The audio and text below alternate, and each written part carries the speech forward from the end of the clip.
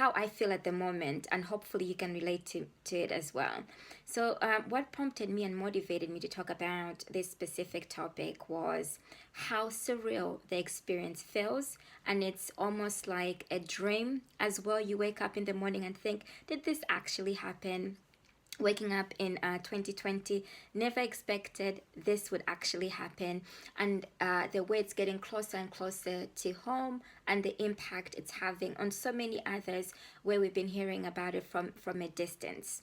So what it brings up for me as well is, what do you do when things are beyond your control, and you feel almost like lost and you don't know what to do about the situation? First thing that I want to focus on is to thank all the frontline workers globally, wherever you may be in the world, for the enormous effort that you're doing, no matter which field you're in, especially like the hospitals, emergency services, and anything to do with food supplies, in terms of putting your best foot forward and helping people as much as possible amongst or amidst the crisis and the chaos that's occurring at the moment. Your efforts do not go unnoticed, and they're greatly appreciated. Moving on to against our will and not our choice.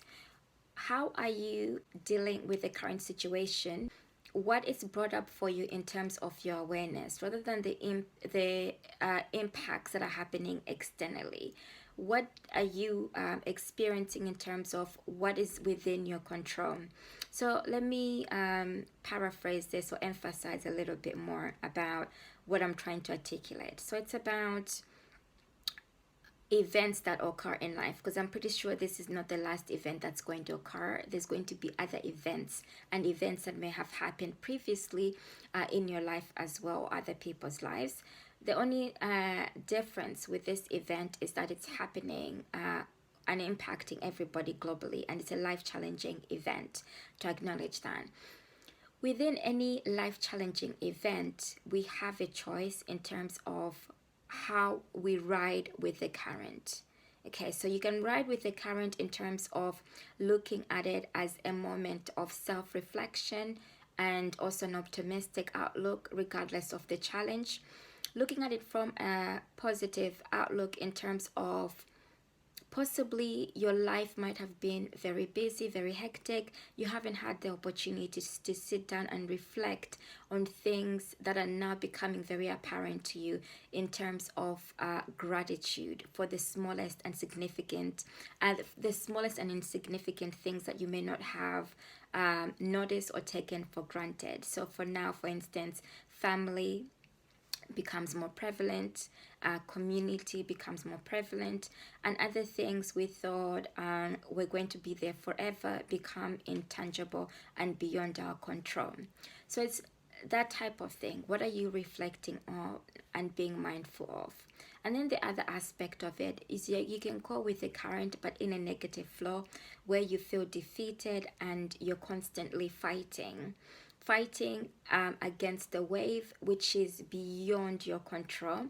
And within that, then you start to lose the self-will and the power and the drive to be able to do anything for yourself. So those are two choices, and it's the two choices that would determine your survival in terms of your mindset and outlook in life, and looking at which one serves you best. So I always opt for the optimistic and positive outlook. Reason being is that I've been in the place before where I have tried to hang on to things that were negatively impacting me, and what I saw from that was that I wasn't actually achieving anything. I wasn't receiving any rewards from it, and all it was doing was draining me to the point that I couldn't do anything or serve myself the best. Okay, so I hope this is all making sense. So let me know, drop in the comments. It's an opportunity to also be honest with where you are. The reason why I focus on this is that I was thinking, because that's the way my mind works. I'm an existentialist, so I've always thought about the now, what it means, and also more as I've confronted life challenges and overcome them. So existentialism is about living in the now and living with minimal regrets. Okay, so everything that I try to do for the longest time has always been, what can I do in the now so that I don't regret it tomorrow? And before I sleep, I don't have any regrets about it. You might be in this position where you might have been like working in a career which you didn't like. That's where I was, and I was fighting against that current. Now you're in this situation, but you're still feeling like, oh my goodness, things have been taken away from me. But could it also be another angle where things haven't exactly been taken away from you? It is just an opportunity to pause and reflect on, what is it that you have been visualizing, dreaming about doing, and could this be the time now to create some space to deeply reflect and connect to your true life vision and to start focusing on that, your energy, because most of us are going to be housebound for different reasons, some for health reasons, underlying conditions. That's me. Others, it might just be because there's this nationwide or global drive for all of us to try and flatten what is happening and minimize the potential risk of exposure. So within your own environment, it's about, how do you ground yourself, slow things that are going on, instead of being driven by everything you're hearing, and choosing the moments when you can consume what you want to hear. Because listening to news, as an example, 24/7 might not be serving you mentally. It can also drain you. Is it serving you well, and could you be focusing on something else? Going back to the self-reflection and why it's important is that I believe events in life happen for a reason. Even the ones that have come unexpectedly, they've swept us off our feet. We don't know why it's happening to us. We feel it's beyond our control. There's always a lesson within everything, whether we like it or not. It's about the lesson you choose to open your eyes, your mind, and your body to. What you choose to now embrace and going forward and to explore, keeping in mind gratitude and being thankful for what you have right now rather than over consuming. I won't even go into that topic, but it's about those moments of being grateful, feeling thankful, and then also connecting to your true life vision and passion. Before I digress, this links on to creative entrepreneurship, that there's going to be more and more people now who are going to, and I'm seeing it already, who are going to want to take the opportunity to now go online and learn things that they've always wanted to learn. Or you might already be an existing creative entrepreneur, but you haven't had the opportunity to do that yet. So this now might be your opportunity to actually start. When I say you've been a creative entrepreneur offline, this might now be an opportunity for you to look at, what ways can you maximize your creativity and then start to apply it online so that you still have an outlet. A means for you to be able to express yourself, a means for you to potentially be able to earn income, even though it may not be immediately, but it will be something that you can build up to and still have this will and power within you to feel like at least that's something that is within your control and no external factors are driving that. So for me, self-isolation is not something that's new. Social distancing is not new. It's something that unfortunately I've been living with 2016. I'll say unfortunately, I was forced to look at my life differently.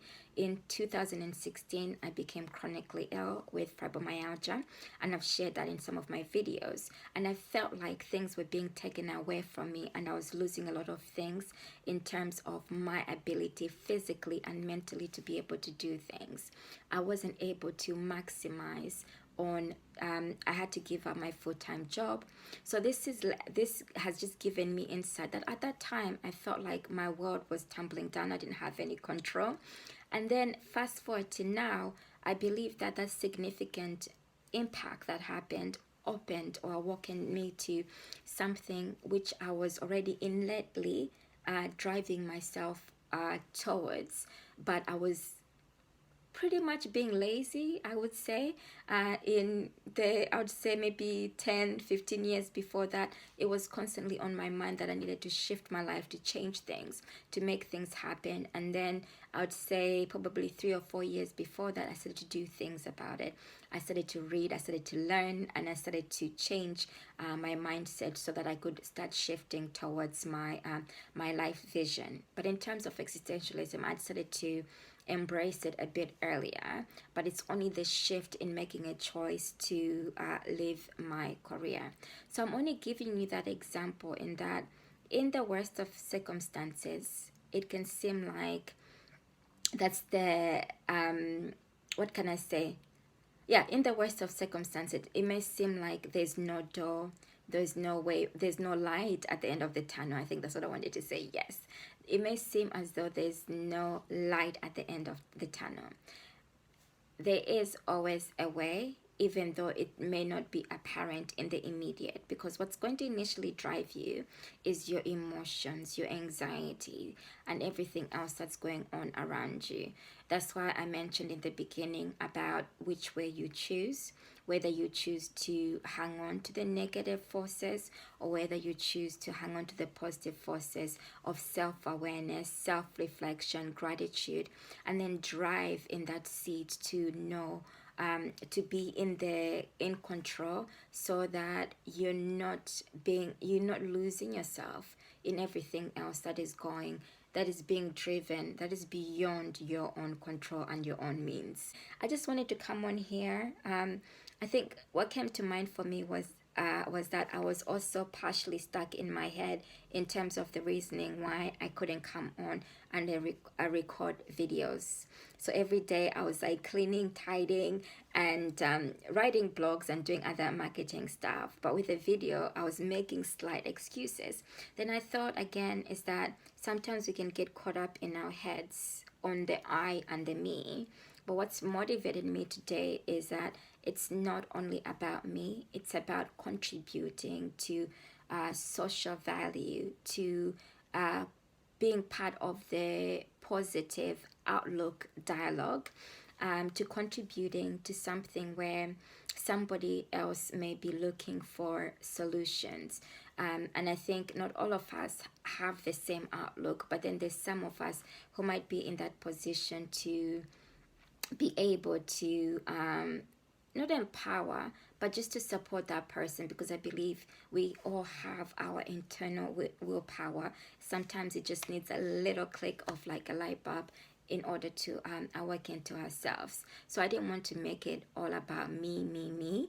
I wanted to show up to contribute to this massive collective. And I also wanted to, believe it or not, I'm self-isolating. Self means that there has to be some outlet. So this is temporary or might be longer, but there has to be some form of outlet for you and I to be able to communicate. So video is one means. Another means could be, if this is the first time for you, joining community groups online, talking with family and friends on video or on voice calls, so that at least you have an outlet to be able to constantly have that social engagement, and also to help you, support you in moments that you feel stuck, those creative moments. So what I'm trying basically to do is to encourage you to connect as much as possible to positive energy, positive forces around you. Reason being is that it's also for your well-being mentally, physically, and you also want to, for your body to be strong enough to be able to go through this current. So when you focus on the positive, you're already feeding yourself something that is good and protecting yourself on some level, aside from all the other health factors that we have to consider as well. I'll leave it here for now. I hope you have connected with what I've talked about today. If you have, let me know what your experience is and what you've connected with today, and what you are focusing on, what you're choosing to focus on in terms of riding this current wave. And I look forward to connecting with you. Bye for me for now, and stay safe.